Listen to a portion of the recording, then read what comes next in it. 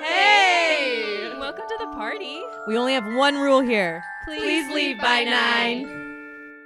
Hello. Oh my gosh. Hi. As promised, I'll show you my gourd. What? Oh my god. Where'd you get that? Reference, this is a small pumpkin. This is a handheld pumpkin next to her gourd for I reference. love this gourd. It's camouflage, Sarah. Camel? Yeah. It looks You can't camouflage. see it. Oh my god. Everyone, I just wanted to let you know that Sarah started her conversation with me. Oh, so do you want to see my gourd now or when we're done recording? And I was like, obviously now, but then she's like, no, I want your real reaction. And honestly, that was worth it. That was, I didn't know it would look like that at all. Gourd. Looks like a deck. It looks like the size of, yeah, it looks like when you carried it out. It was like, Looks like a swan. yeah, like a swanny gourd. That was beautiful. Gourds aside, today's episode is because we're continuing our spooky theme, as we all know. That's why Tona and I are wearing our festive outfits.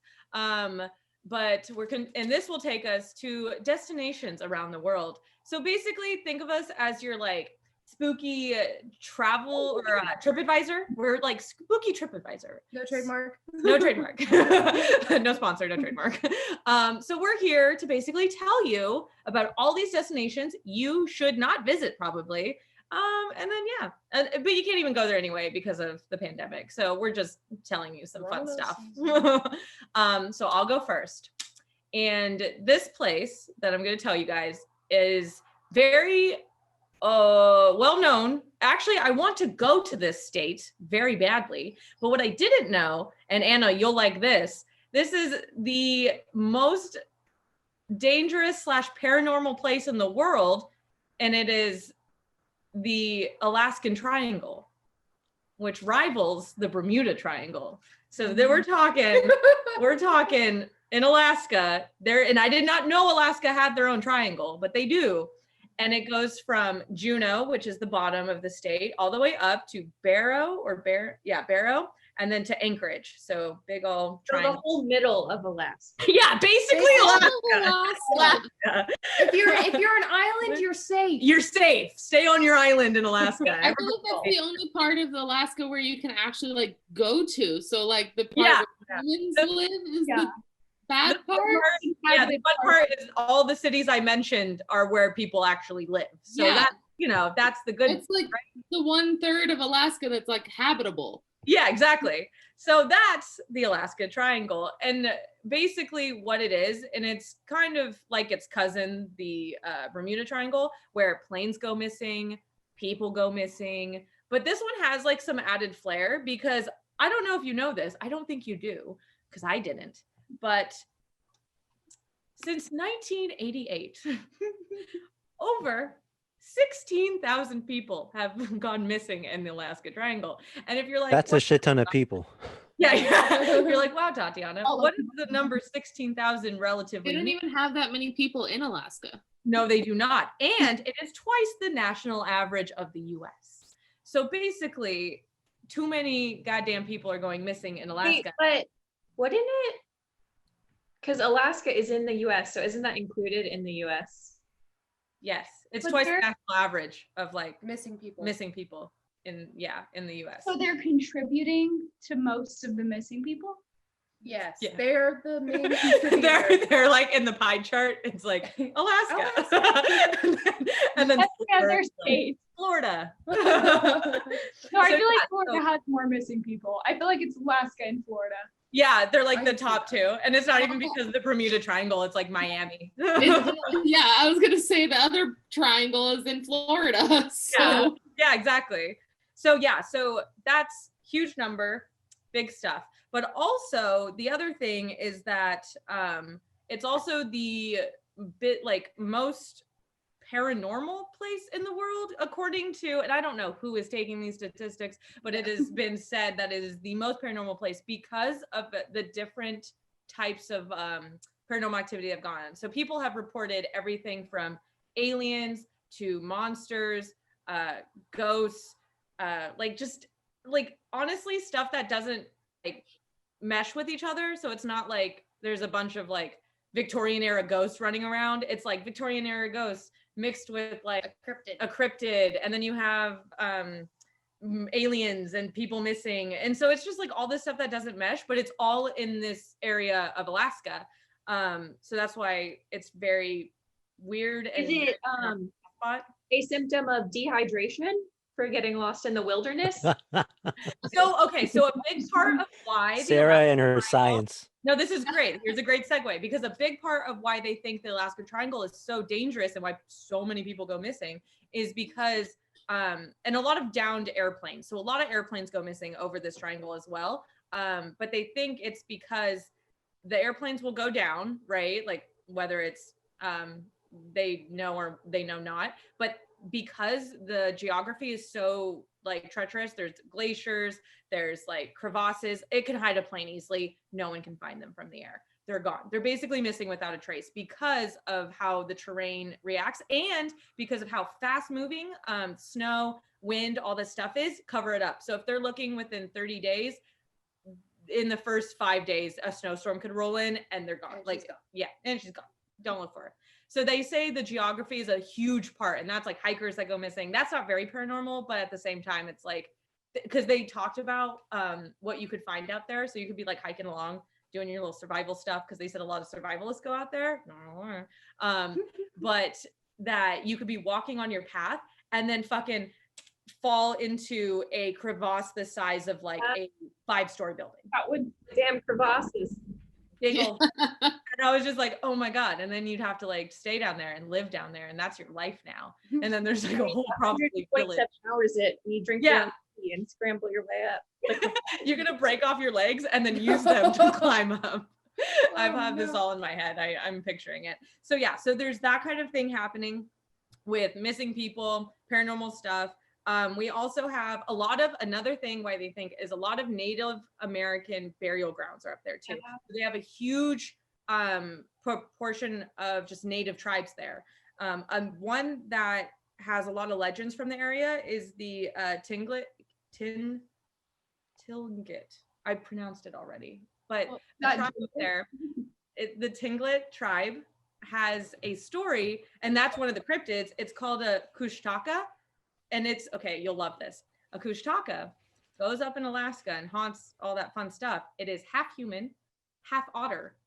And to lure its victims, it screams and mimics the screams of a child or a woman, depending on who's it's trying to lure. And then it kills them. So it's just like screaming, and then someone's like, oh no, that poor child woman, who knows? Yeah, which they'll have to switch. Because if it's like the bottom half is otter, I don't imagine that they would be very effective at their trap. I like how it's like top human and bottom otter. Like I like that. That's the that's the route. I feel like the bottom half of a human is much less useful. The otter part would probably work. I think just like a giant Amazon otter, like 6 foot tall. Yeah, the really big ones. That are just like, and they waddle up. They're with human hands and feet and a face. Yeah. Because like our Can we get this drawn up? Oh my gosh. And so then we have the Kushtaka running around. We have a lake monster. There's an Alaskan lake monster, much like the Loch Ness monster, kind of does the same thing. People think they see it all the time. There's skeletons that have been found of 7-foot giants. So just 7-foot people.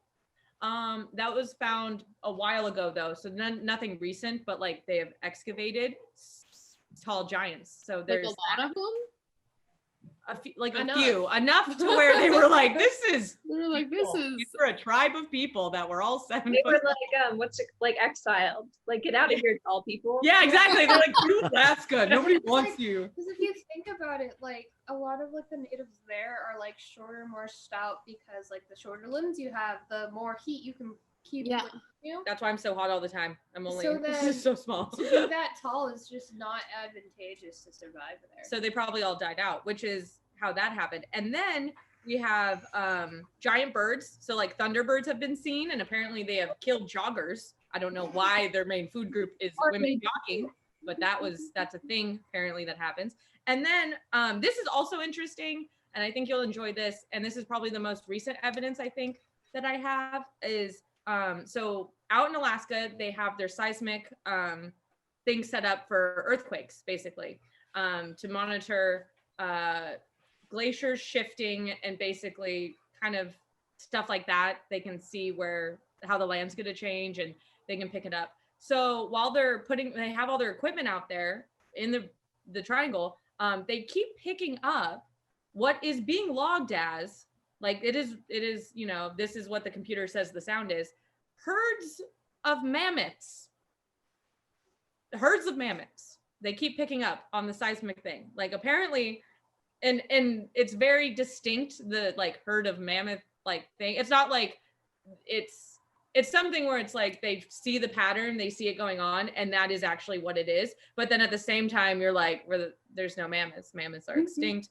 This is weird. Why is the computer telling us this? So they've gone out and they've gone looking for them. And so far, I mean, they can hear, it's almost like when you hear a whale in the ocean that screams and stuff, like the sonar, you can hear, you know, the whales are out there, but you don't see them. So that's what's happening with them in Alaska, is that they can hear the mammoths. They just they can't find them. Why is that like a thing programmed into the computer if mammoths aren't a thing that you can find? True. I think what it is that they had the sound and then they ran it against, like they brought like paleontologists, people who work on that, and that's when it was like, well, this sound has to be this. Or like think they're like, oh, like they have like a stock of like all these animals and they're playing them and they're like, was like, it this? This one kind of sounds like a herd of elephants, but it's pretty cold there. What else is up there? Mammoths. And they play like the herd of otters. They're like, look at all the Kushtaka running around, and they're like, nope, not enough. Not enough. They have like one for aliens, one for like, they're like, nope, not it. And then they finally stuck on mammoths. So, but that's what they have and that's what they assume.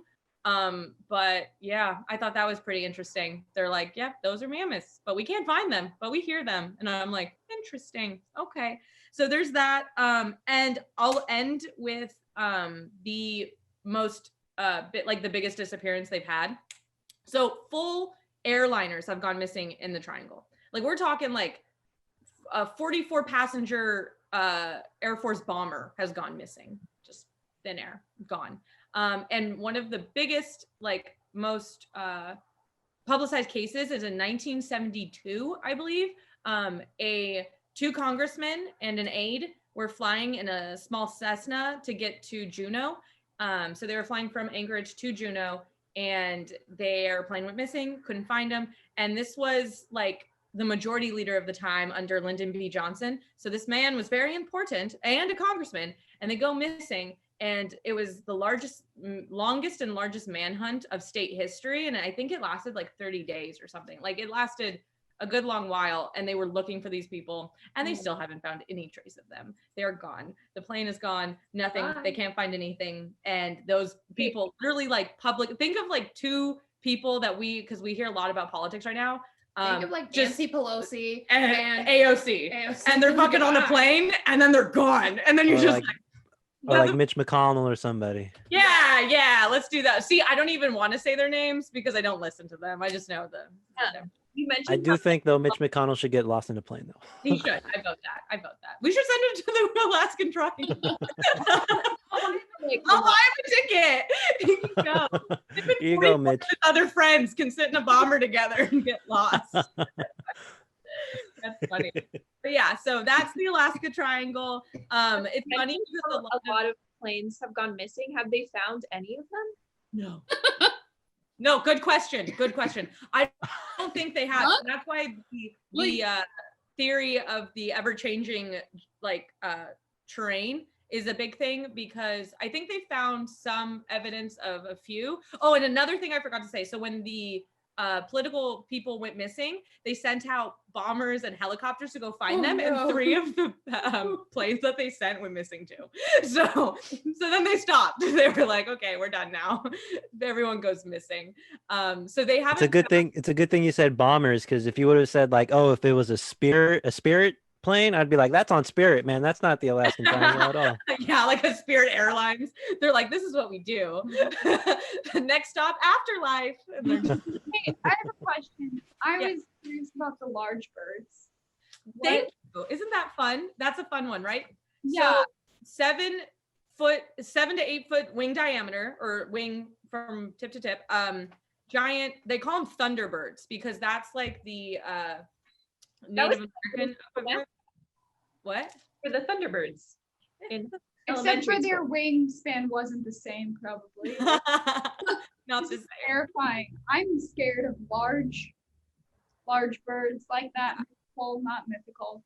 Yeah, so they've been reporting, and they call them raptors too for some reason, which confused me because I was thinking of dinosaurs. But so these large raptor birds have been seen like just flying over in this triangle area. But like a thing I can't understand is why a giant bird would want to live in Alaska. I mean, eagles live in Alaska. But those are special eagles. yes. So these must be special birds then. Have you guys heard of the Hast eagle? The hat? Yeah. No, tell me more. What is this eagle? The Hast eagle? The Hast eagle is an eagle that used to live, I think, in New Zealand. Okay. It was separated from, like, because you know how New Zealand's an island, but it was an eagle that fed on another big ass bird called the moa. So think like an ostrich, but like 10 feet tall. The moa. I know about And the moa. so this eagle was like 6 feet tall, and it would not only eat moas, but it would also eat humans.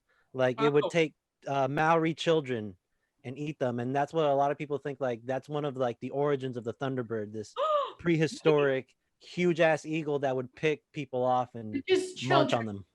I Yeah. bet you it's the cousin of whatever bird is in Alaska. I mean, if you also think Alaska's huge, they have a lot of animal diversity. Like, it's got plenty of things really big to eat. It has what is that? The otter people. Oh yeah, It getting has- otter people. It has mammoths. Oh, there's also Bigfoot. Like there's still Bigfoot. 16,000 missing people to eat. Yeah. There's Yep. a lot there. There's a lot to Yeah, work. all the missing people, the Yeah. 16,000 missing people, they just snack on. They just snacking on those people. Did you guys hear about the bear in Alaska, 747? Yes. Is that the chunky bear? That's the chunky bear? yeah, week?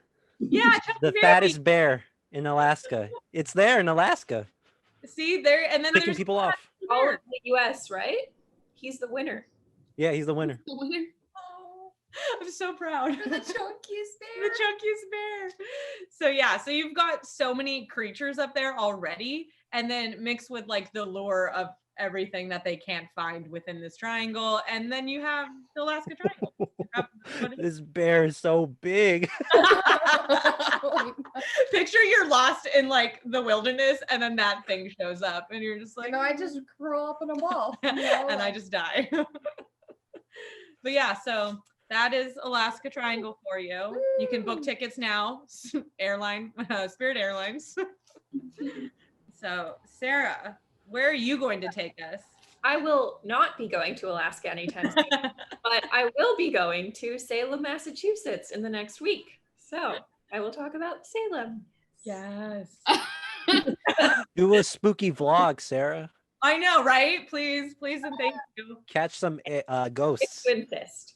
So Salem was a territory that the Puritans, what is it called when they go there? Colonized. Colonized. Oh, nice. The Puritans colonized it. Puritans are very pure. That's how they got their name. So it was colonized in 1626. The name actually came from the Hebrew name for peace. Shalom. Oh. So Shalom became Salem. Shabbat shalom. Oh, Look at that's that. an interesting. So the winter of 1692 was the coldest winter that there was. And the Puritans have been arguing with their neighbors. They're not getting along with the natives, with the French. Tensions are high. They're scared of starving. They're scared of disease. They're scared of their neighbors. And they are scared of... Same. So relatable right now. So it all started when Betty and Abigail, they were behaving weird, erratic. The doctor said there was nothing wrong with them. It was an evil hand. And 3 women Sarah Good, Sarah Osborne, and Tituba were the first accused. So they were all kind of outcasts in the colony. Sarah Good was a poor and pregnant. She had a young daughter, and the baby was from a different man, and that's bad. Oh. Sarah Osborne hadn't been going to church. That's bad. And Tituba was a slave in Betty's home, which is also not credible. Tituba, she's a survivor, and she said, "I'm sorry, the devil got in me, but these women made me do it." So the other women got accused. The Sarahs were the bad ones.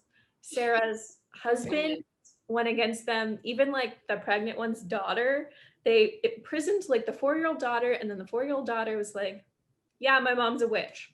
So, Yeah. yeah. She didn't give me cookies. She's a witch. Sure. You put me on timeout. Yeah. That woman in my house? Yeah. So Witch. the Puritans like valued repentance more than they did like the truth. So what women and everything figured out was, if you said, "Yes, I'm a witch," you'll survive, but you have to implicate other people, say you're sorry, and then you get to survive, and you're like repenting for your sins of being a witch and working with the devil.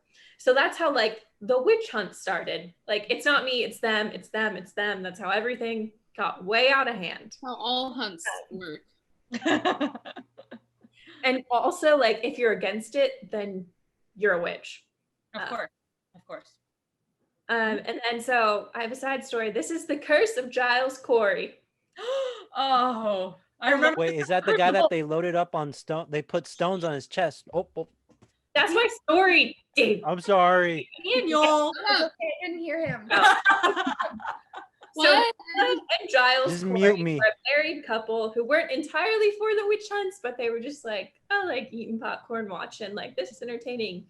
And then Martha was like, because they would just be like, "Oh, like, this dog looked at you funny, you're a witch." And Martha was like, whoa, like, none of this makes sense. And then they were like, "You're a witch."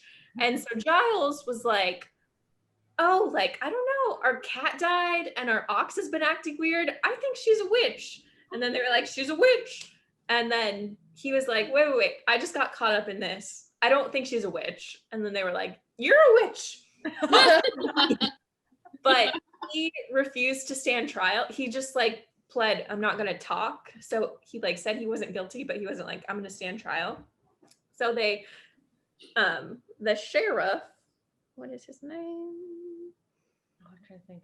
Sheriff Corwin, thought his type of torque, because then back in the day, if you didn't want to stand trial, you could just be like, "Well, we're going to torture you until you want to stand trial." So Sounds right. Corwin decided that it was pin forte et dure, which is where you put a board on a person and then heavy stones until they confess. Oh. So Oh. 2 days they kept loading heavy stones onto Giles, to the point where his eyes bulged out and his tongue was out of his mouth. And he No, really? Like a pug? Yeah. Ew. Pug. Best. Best. They can't even talk. And then so on his deathbed, he cursed the sheriff and he cursed the town of Salem. Love And then it. 4 years Good later, for him. at the age of 30, Sheriff Corwin died of a heart attack. And in like 1978, the current sheriff of Salem had a heart attack, and he was like, "I'm gonna look into this." And every sheriff since Corwin to 1978 had died of either a stroke or heart attack while serving as the sheriff. What? Of Giles Corey. And it went on until 1991 when the sheriff office moved to Middleton, Massachusetts. There it is. They gotta get him out of here. Let's just Holy fucking crap. move. I did not know that. I did not know that at all. They also think, so there was like a really big fire in Salem that started where they would hang the witches, and they think that was part of the curse and part of his wife, but I don't know. Take that. That how you will. makes sense. But realistically, what people think happened, okay, because so the children this was also the only like witch hunt that started by women accusing other women. Usually it was men accusing women, like, oh, like they're seducing me and they're the devil. But this was like little girls who like they had like contortions and like weird things and like mental everything. So what probably happened was ergot, which is a fungus that thrives in rye bread on cold winters and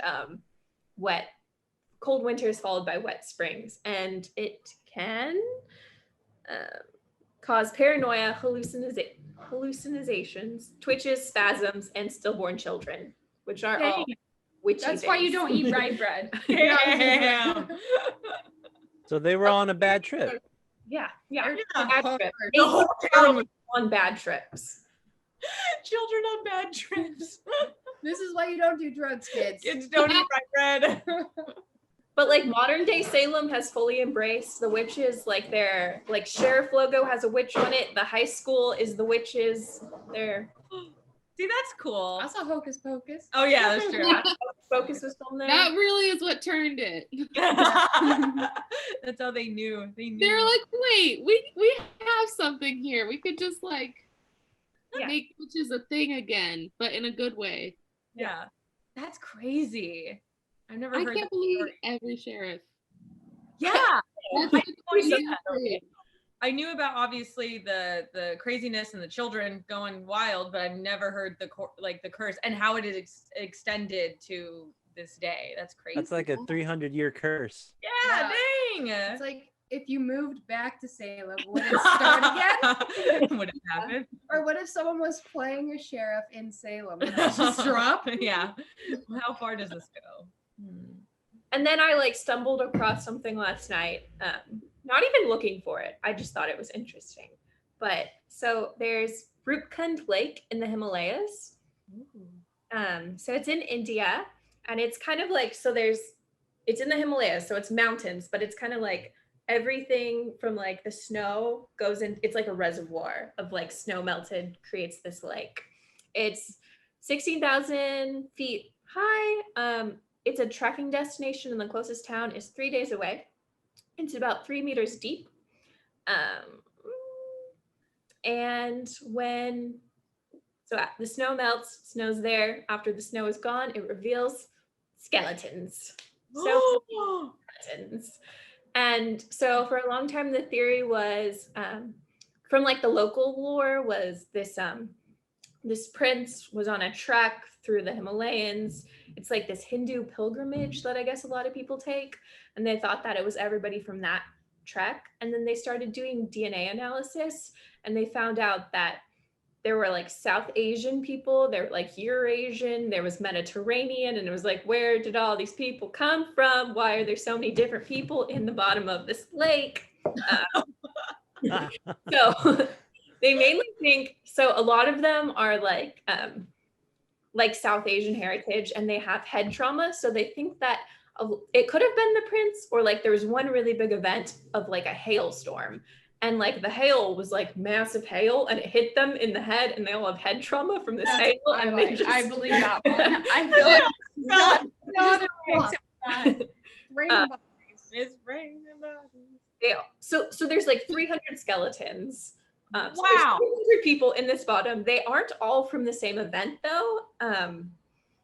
Other things are like, because I don't know, it could be like rock slides, avalanches, but somehow tons of people have ended up in the bottom of this lake.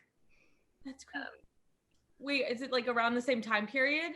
Is it? No, they're all from different time periods too. That's they thought it was one event. They thought it might have been like they isolated people during like an epidemic and were like, sick people go here, and then they all died. But what was weird that they're from multiple events. So they think there was one big event, and that was the hailstorm, but then there were other smaller events of people.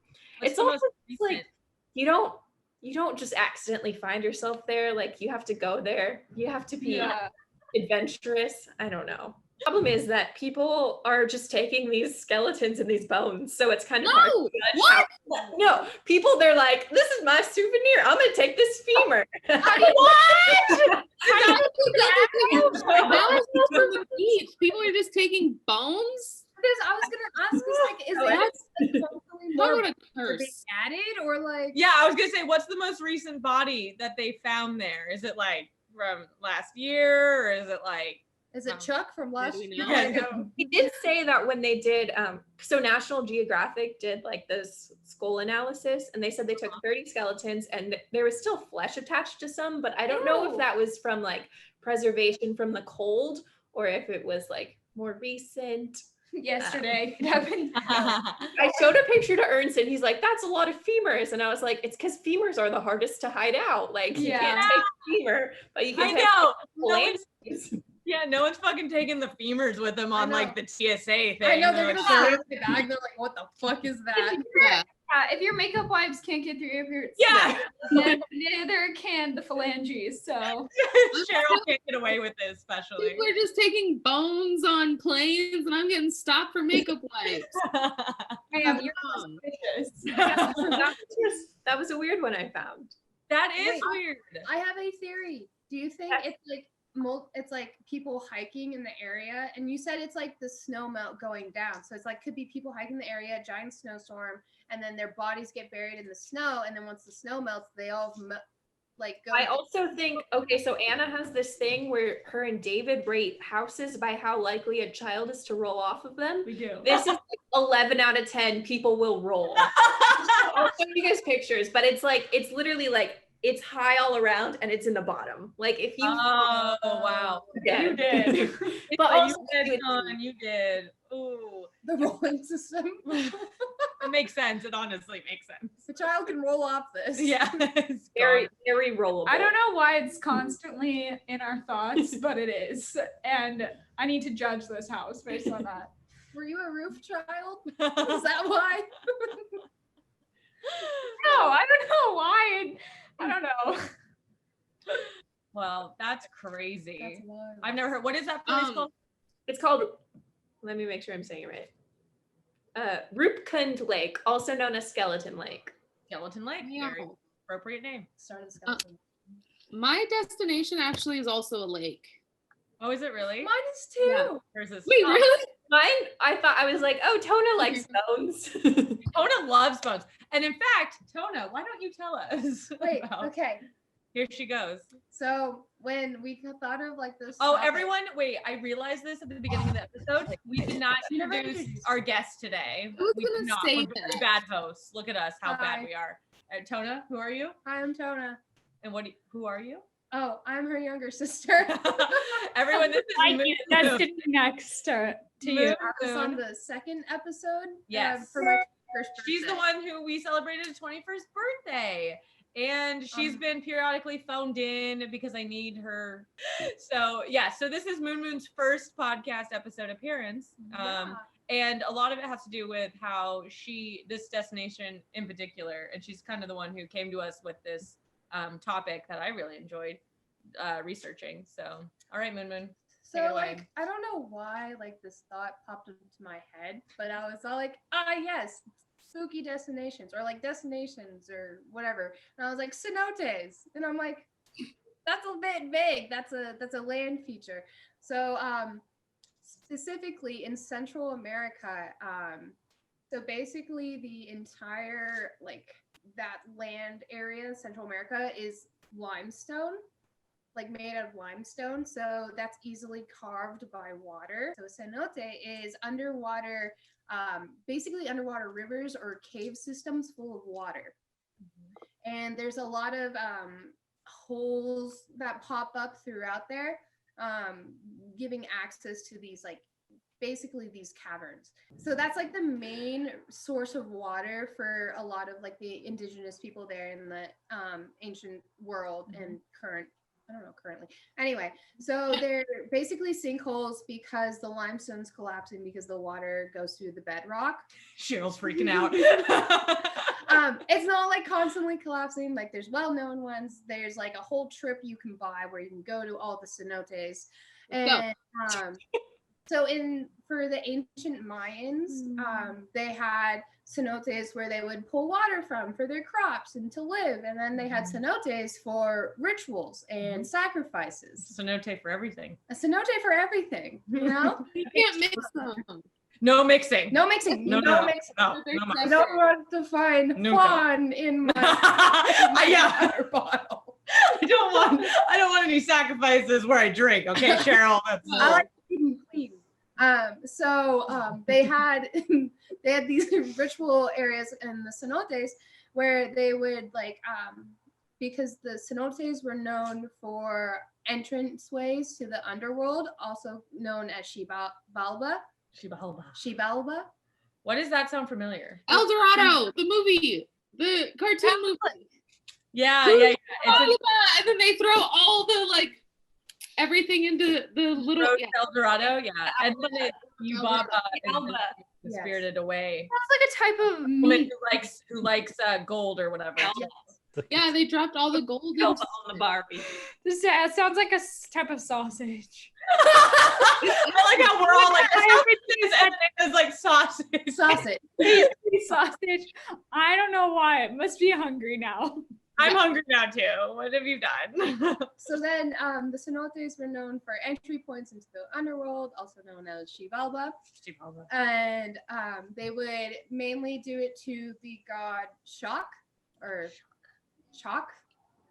Anyway, but he was known as like the rain god. So then whenever they needed water, there was a drought or anything, they would leave offerings to him. And it's not like they would just throw it in. At that point, they're able to maneuver their way down to a lower point and place them in the water. And so they would do like jewelry and like gold and clothes and sculptures, and they would just place them in there. But when in times of like real hardship and other times, they would have human sacrifices. Because that really gets the job done, huh? So then it was mainly or it was everyone, but mainly young boys. They would sacrifice young boys. Because they're useless, really. So then they would sacrifice these young boys into there, and they would have in the bones you would find like ritualistic like markings on them to show that yes, this is a sacrifice. But the thing is, they're still there. So, and you can still see them in the water. So there's like literally. Wait, the young boys? You can still see the sacrifices? You can see the skeletons. You can see the offerings. His head's bobbing up. There's like so many cenotes, like over thousands of cenotes just in Central America alone. And there's just all these bodies and these cenotes. And they are a hot destination for a lot of tourist spots. Hot destination. So you can go down there and see these bodies because Swim with the sacrifices, right?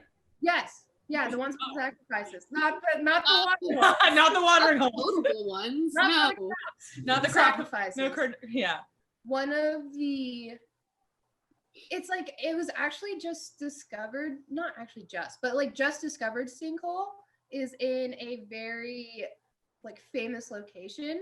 So there is the like ancient city of Chichen Itza in Mexico. And the biggest temple in that area is called, here I have to read it, Kukulkan.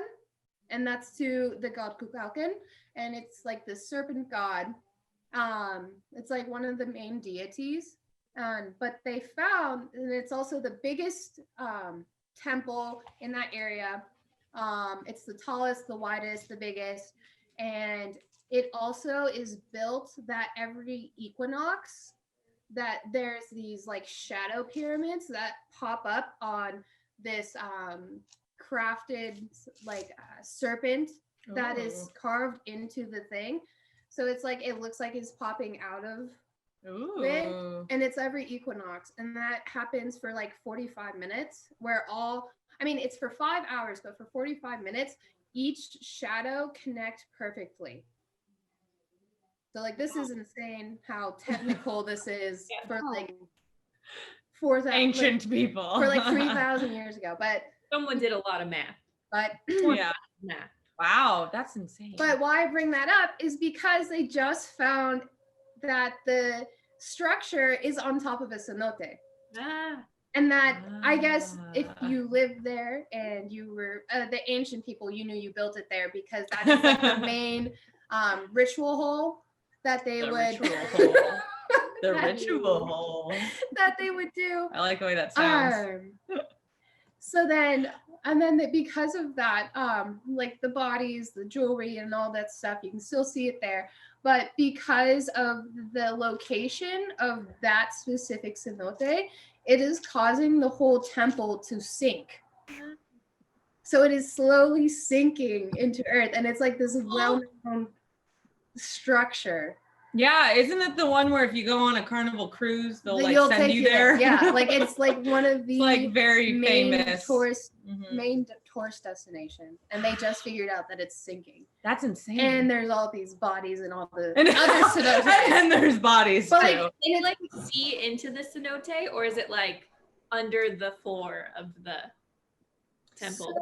So the Chichen Itza one, it's also known as El Castillo because of Spaniards. Yes. So that one is like there's north, south, east, west chambers that are subterranean.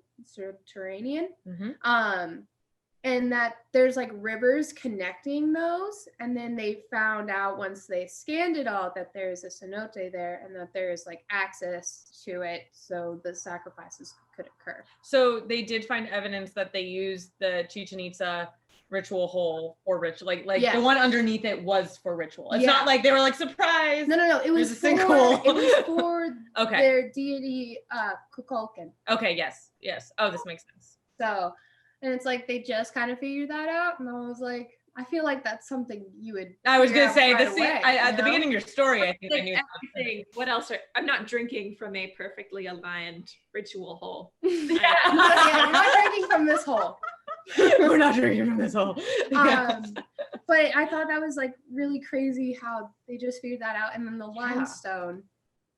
But how long do we have until it's gone? They think. Do I book my Carnival cruise next year, or I wouldn't go on cruises for a long time. You're personally. right.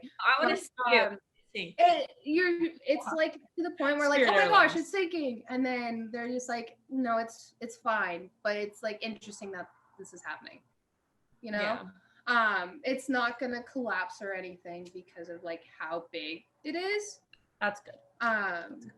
But since it's kind of backtracking a little bit, since it's the limestone, it's completely filtered clear water. It's like picture clear, and that's how they see everything at the bottom. And that's how a lot of people can get lost in them because they don't realize how deep they're going because it's so clear. Experienced diver right there. Oh no. It's the exact opposite. Oh no. So then I know it's common where there's like some of them, there's a bunch of signs saying, hey, turn around. Seriously, you're about 60% oxygen, turn around. And it's like warning signs throughout. Because it's they're a popular scuba destination as well. Question. Are they still used for like probably not sacrificing people, but rituals to this day? Like culturally? I don't know if they are culturally. I'm sure there's some that still are because there's still like it's so many.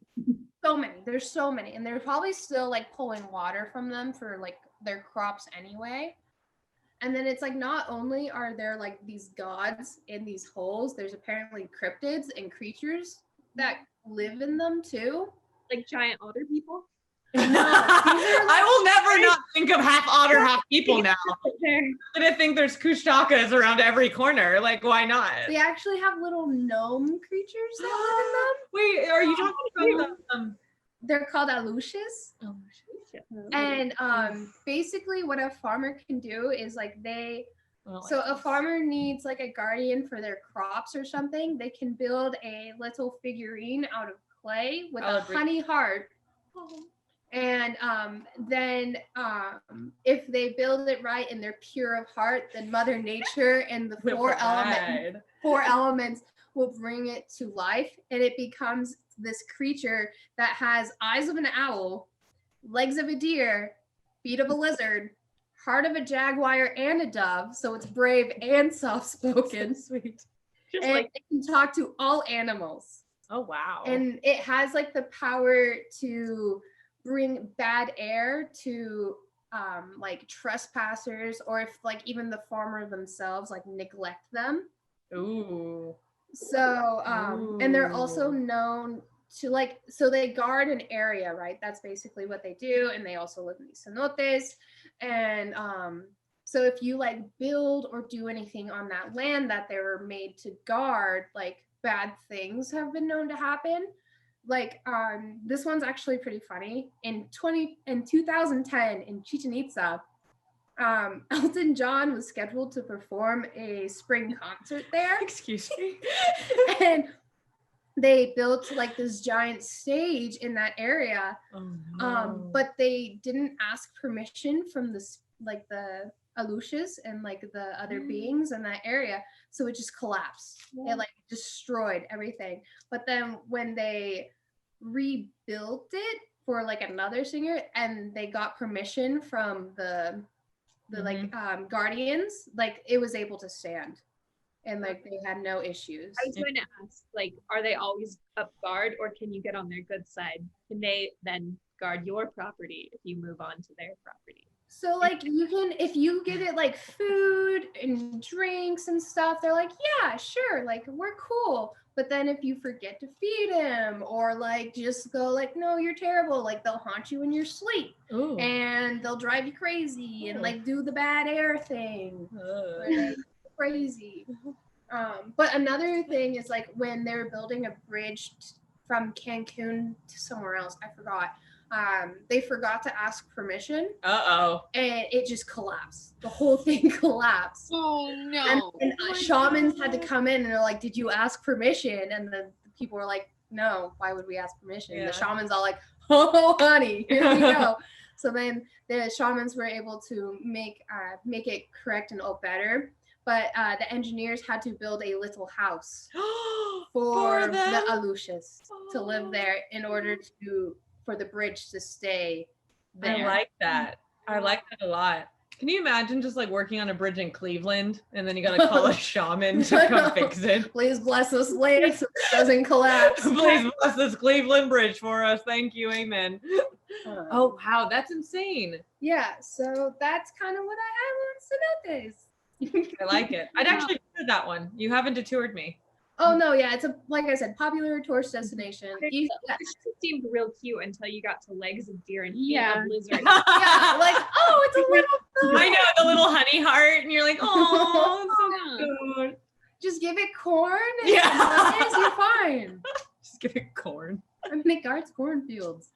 Yeah, that's what I have. I like it. Good job, Moon Moon. Well, Lovely. Yeah. or at least Mexico. Yeah. I like it. All All right. right. Well, I guess I will share. Go Anna. Where are we going? I wanted to talk about a particular place. But I mostly wanted, because it's kind of known, but then I also wanted to talk about like random things I found out about it, because I was just like, we just always need those random facts. Yeah. I don't know a lot about what you're going to talk about too, so Yeah, and like I wanted to learn more about it myself, because I was like, oh, people know about it, but yeah. But anyways, it's the catacombs in Paris. And so More Yeah. dead bodies. I love which it. actually, this is a place, now that I've read about it, I would go here. Maybe. Maybe. Like I don't know. I have not been to Paris yet, and I don't think that like my plan would be just to go to the catacombs. that's fair. Maybe also one day. Okay, but I'll first explain like how it came about and when it did, and then I'll talk about some of the facts because they're super interesting. So back in the day, Parisians would just bury all of their dead bodies in cemeteries like you would normally do, but apparently there was just not enough room, and like all the dead bodies would build up. And so as the city continued to like so it began to flourish more too, so more people were coming in, more people were dying.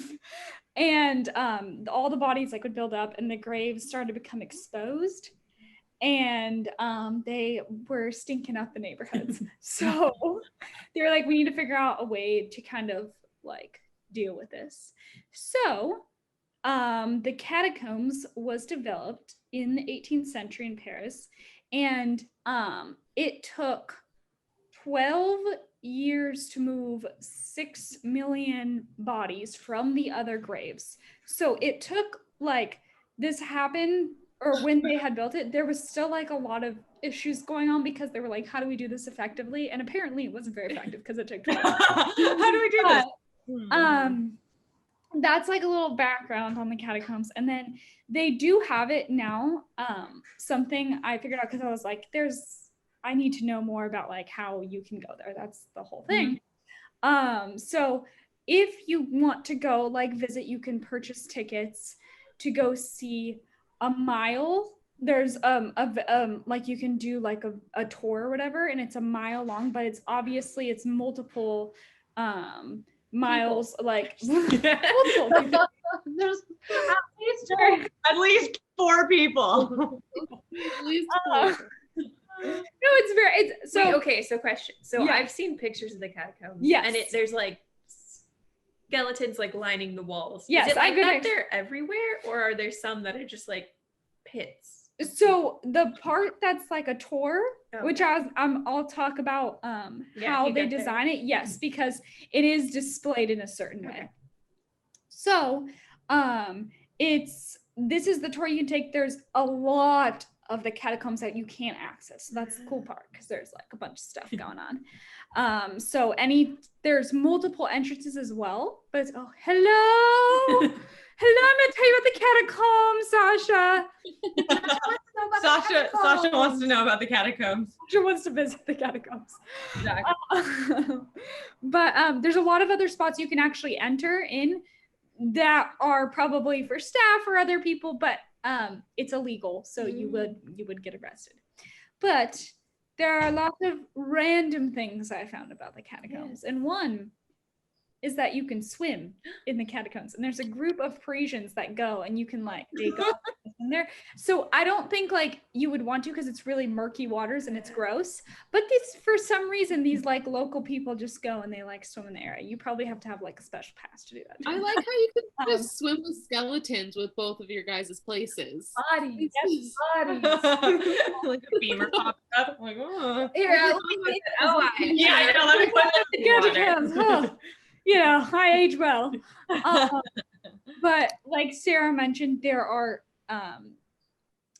a bunch of like, well, at least the part that you're allowed to see, they've worked very hard to like organize all of the bones. And so they're actually like, there's like multiple areas where you can see, and they have organized them all in like a decorative pattern. So if you look up pictures, there is stuff that shows very like decorative displays, and they don't just throw all the bones in there, so they have a clear path. That's what I was gonna add. I was like, it's great grandma made into a flower.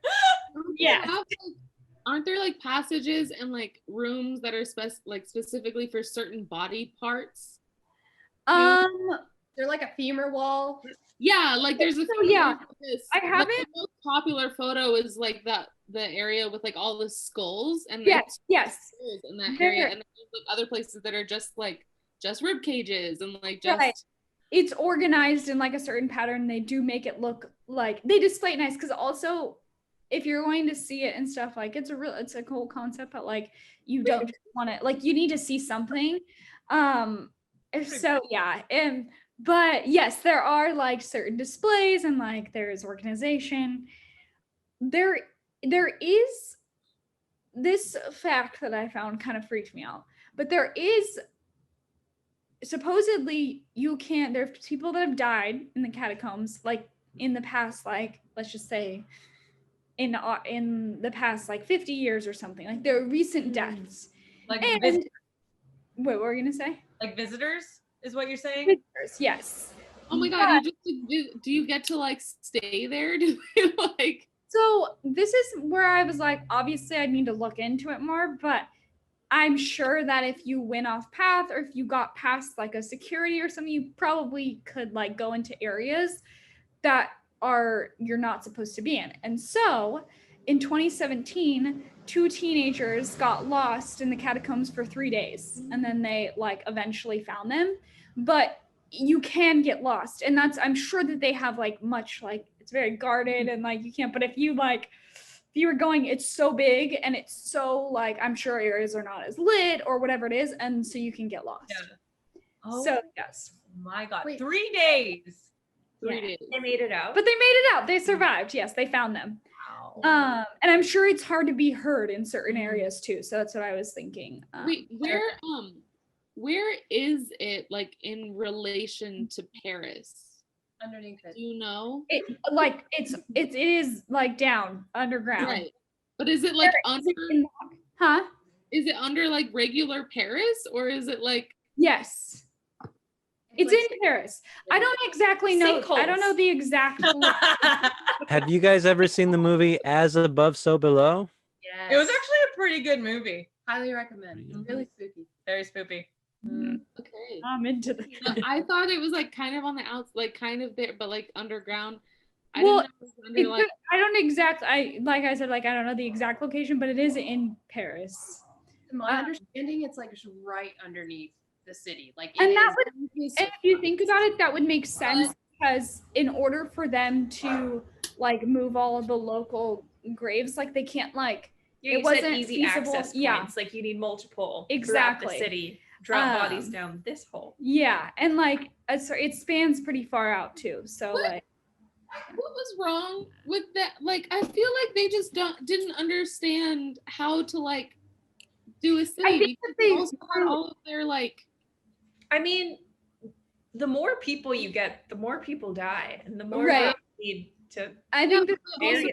the I think the city flourished faster than they could like actually. Well, handle. they have the dead bodies, and then I they're think- like, Los I- Angeles is lacking in cemeteries compared to the cemeteries up north.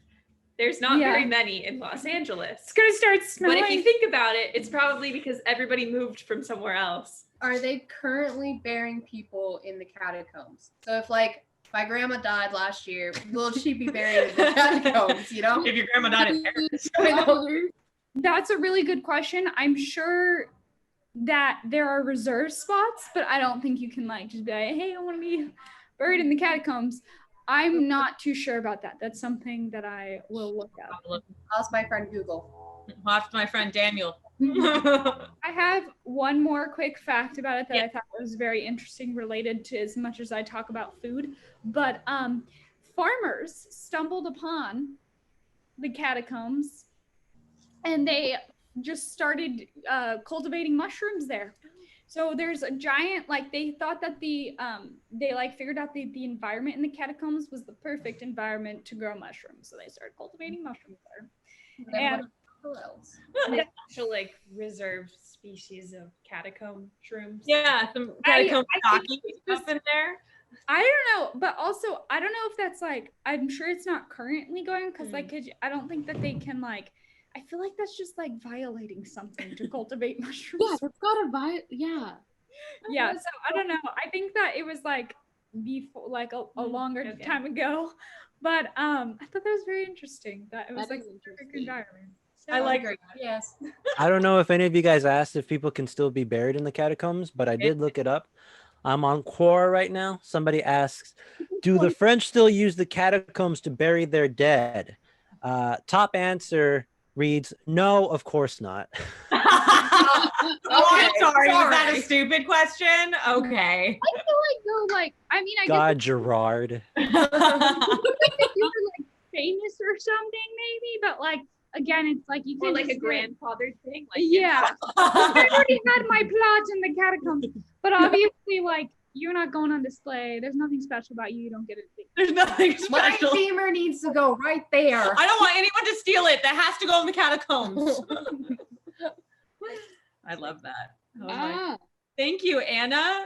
I love that. It makes me want to watch that movie again. That's what I was thinking. Yeah, I love it. I'd go. I'd actually go there. That's the I funny would thing. go. I would actually go. Yeah.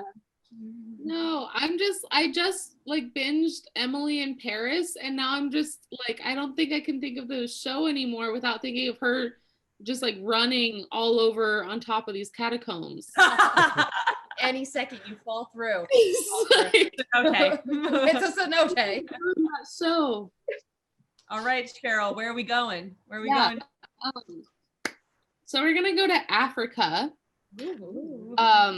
And I want to do like a quick honorable mention, because when I was like looking stuff up, I originally was just like creepy places to visit or whatever. And the first one took me to the west side of Africa, to Togo, where they have like a voodoo fetish market that's open and it's huge. It's like, Yeah, what kind of fetish?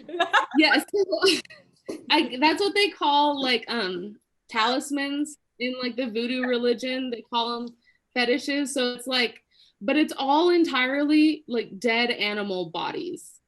That's all it is, and it smells really bad. And I was just like imagining like when we went to go see Phil, the corpse, dead body plant, dead body corpse lily, and I was like, oh, it just smells like that like all the time, everywhere. And I was like, wow, this would be a really cool place. But the more I looked into it, the like less creepy it was, because it's really just like a place for people who practice voodoo to go and buy their like stuff for their religion. And I was like, so it's got like a little of that shock factor if you're looking for something creepy like that. But it's really only white people who make voodoo scary and creepy. So You're right. You're right. So that's that. I listened to a podcast about it because I was like, I want to learn more about it. What is it called? And it was called A Little Juju. Juju. I like it. So that it's a good podcast. She's fun. A Little Juju podcast. Yeah. So yeah, that was like a little honorable mention if you're like going to Africa and you want to see like some of the voodoo culture. That's like, it's like just this huge outdoor market that's just there all the time, and it's all voodoo stuff. I love it. That's cool. Okay, but my real one is a lake in northern Tanzania, which is on the east side of Africa. And it's not very deep. It's only like 10 feet deep at the deepest. So it's like really not crazy. It is 35 miles long and 14 miles wide. So it is like a big area. And it is kind of like a runoff location for rainfall off of a volcano called Oldoinyo Lengai. Mm-hmm. And the thing about this volcano, though, is that the lava is entirely sodium carbonate and sodium bicarbonate, which is super weird for volcanoes because normally the lava is silicates, but this is carbonatates, which is weird. And it makes the lava like more fluid and less like hot. It's not as hot. It's still like 900 degrees Fahrenheit, but it's not as hot as normal lava. But it's like entirely black. It just looks like sludge. Like it's really weird.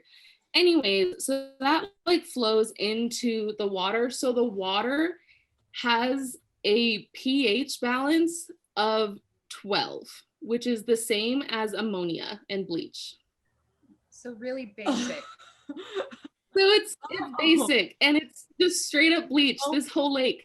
And it's regularly, the water is regularly 140 degrees Fahrenheit. Jesus. Yeah. And it basically just is like, it's literally just mummy preserved.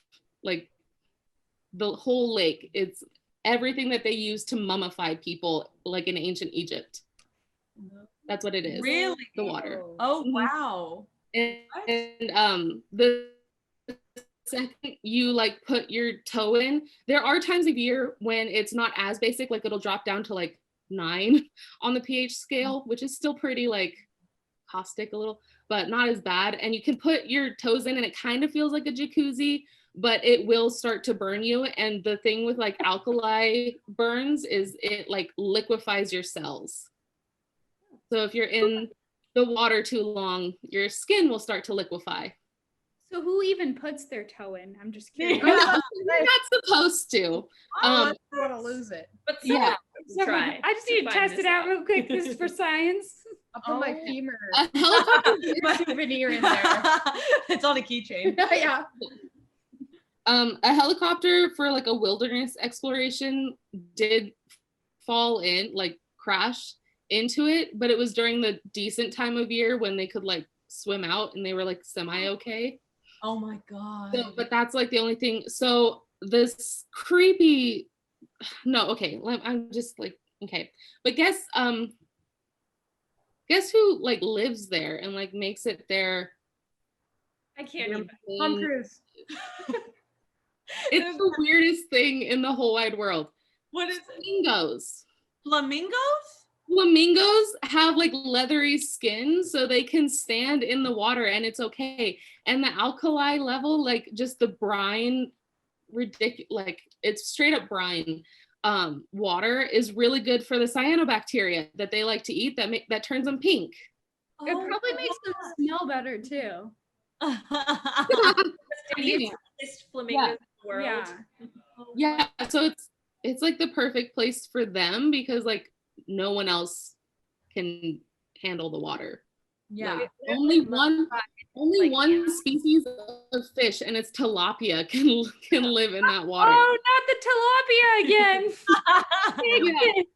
So, but there are 2.5 million birds like flamingo birds on average that just live there, and that's their like, yeah. Find your little slice of heaven. Yeah. So what is that lake called? Oh yeah, it's called Lake Natron. Sorry, and it's natron is what it's like made out of. I should have written that. Are there down. like mummified animals in it? So yes, this is the like really really creepy part. Bodies. So Waiting for it. normally the water is like an orangey red color because of the algae and like the cyanobacteria that lives there. But at certain times of year when there's more rainfall, it turns into just like a mirror lake. Like it's just flat and mirror-like, which confuses all other birds. Everyone. Everybody. You know how like birds like to run into windows and stuff and they get confused easily? That happens. And like entire flocks of different kinds of birds fly in and can't make it out. And during the dry seasons, like hundreds of thousands of fossilized birds bodies get washed ashore. No way. Yeah. And in 2013, a guy named Nick Brandt, and I was trying to figure out my background and stuff so I could show you the pictures, but he found a bunch of these because he was just taking pictures of East Africa, and he found them, and he like went and got a lot of the bodies and just posed them because they're perfect. And because I'll send you a picture now just to like show you guys. Yeah, and we'll put the pictures in the video podcast, and then if not, they'll be on our social media and you'll see them there. So this is one of them that I just sent you guys. It's really spooky, like looking at all, and it's just it mummifies birds. Didn't he win a bunch of prizes because of these? Yeah, he did. He won a ton of prizes. wow. This is on National Geographic, right? I think so. Yeah. Like I'm pretty sure I've seen these. It's Right? like of an eagle, like it looks like it's made out of stone or something. Yeah. It is. Yeah. People are saying it's stone, but they're fossilized, like they're calcified. Yeah. Wow. That's This insane. picture is insane it's an eagle. For those of you listening. It looks like an eagle of some sort on a branch, and it's in the middle of the lake, right? That's branches in the middle of the lake. And it just looks like a stone eagle someone carved, but that was a real bird at one point. It was. And it's all black and white. That is haunting. That's amazing. And he has like a ton. He just took a ton of those. And that's like a regular thing that you'll see when you go there. It's just like mummified birds. That's insane. Yeah. That's such a good, those are such good photos. Oh my God. It's called the deadliest lake in the world. Deadliest lake in the world. Makes And sense. you can go camping there. You can? Yeah.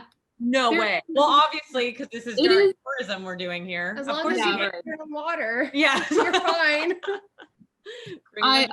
It is regularly like over 104 degrees Fahrenheit, just like around there.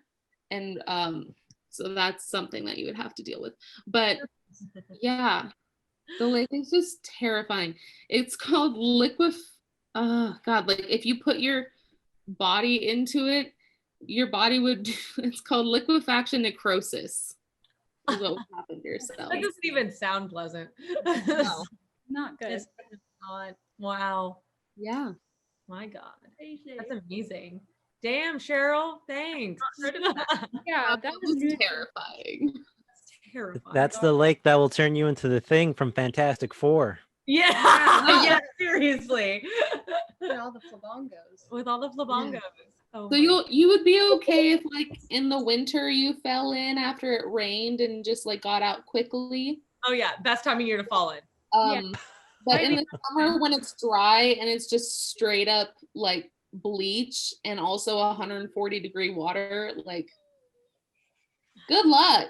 Yeah. Like, Yeah. good fuck. Sorry. Damn. He was dead.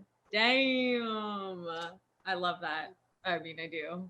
I think that's amazing. Wow. That scared me. So I was like, It's terrifying. It is terrifying. Yeah.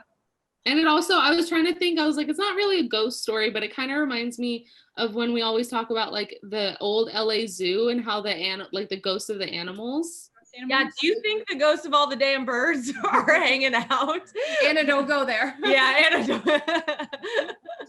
Those birds, not okay. But yeah.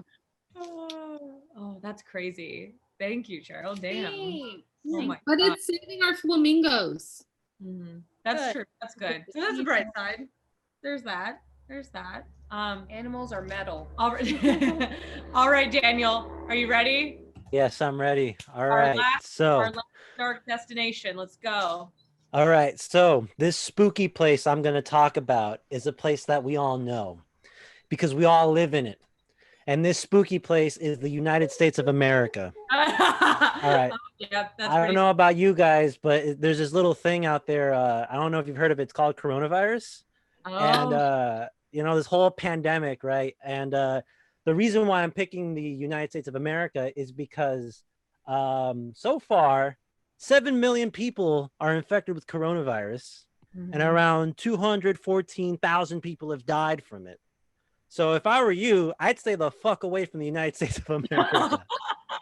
I agree. That's terrifying. According to all our Armenian folk, like, who else do we have listening outside of America? Well, we Oh, have yeah. an audience in Chechnya, Okay. Yeah. Brazil, come here. Canada. Oh, So France, everyone else just knows. Canada. We have a bunch of countries, and I could list them all off. So, hey guys, if you're listening, stay where you are. If you don't want to get bugged by the otter people, yeah, if you don't want you can at least stay away from the Rona. The Kushtaka and the Rona are the two exports we have here. Yeah. And so 3. You stay where you are. It's safer that way. Or we'll have the Thunderbirds carry you off. Oh, yeah. Wait, there's something behind you guys. What's in the dark over there? You guys see that? Stop it, Daniel. There's something. No, in the looking. shadows. No. I'm not looking. No. I'm not looking. I know. I'm not looking. You guys look for me. There's nothing. Nice try. Everyone who's listening, you should watch the podcast on YouTube because you can see Sarah's gourd, and that is 100%. It looks like a For swan. reference, one more time for reference. For size. It's a full size.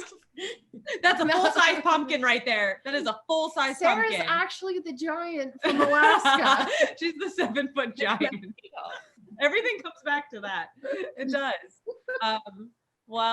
I loved all of your destinations so much. I loved them because I was scared of them. So I think love's not the right word. I'm like more traumatized. I don't know. It's I always think I'd at least go to 3 of the places mentioned. exactly. Exactly. You guys can guess which 3. But Alba.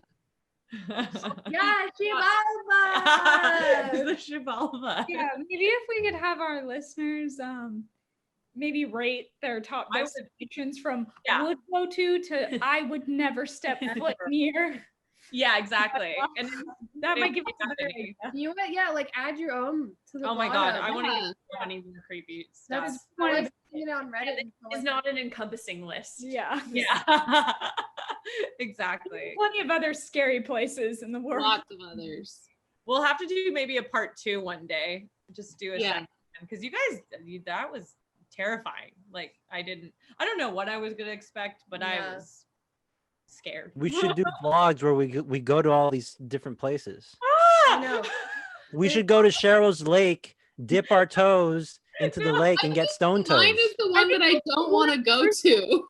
I think only one person has to dip their toes. I dip my so- toe. All right, Sarah said it. Sarah said it. Taking one for the team. We'll go for my birthday, so it's not as bad for you, Sarah. Yeah, it's a good I time don't of know year. if we can go to Africa by your birthday. Maybe next year. Next year. Maybe next year. Or the year after that. We'll find out. I mean, without knowing each other's stories, there's lots of bodies involved. I If you think know. about it. Lots of- Almost all. I think everyone had a a good body in it. What's known as the lack of bodies, which is Yeah, terrifying. which is No, that's true. I had zero. wanted bodies there. They're actually all missing. All They're their all bodies missing. are missing. So Probably somewhere Maybe else that one we mentioned. It's a vortex, and they pop Pop up out. in the lake at Sarah. they popped up in Sarah's lake. We're So- connecting them all That's together. probably it. Check for the senator. Check for the congressman in the lake, Sarah, and I think you'll find him. I think you will. I think that makes sense. All right, everybody. Have a good night, evening, morning. I don't know when you would be listening to this, but We hope it's spooky though. yeah, Yeah. we hope the atmosphere is good and spooky for you. And you should look right behind you, right? Now. Yeah. Oh. Oh, it's false alarm. False alarm. Kidding. It It's was just nothing. me. It's just Tona. But yeah. So, all right. We'll see you all in the next spooky episode. Yeah. So, peace out, y'all. And Goodbye. Tona, can you please leave? Oh. Just go. But I live here. That's Get fine. on my screen. Okay. Bye. Bye.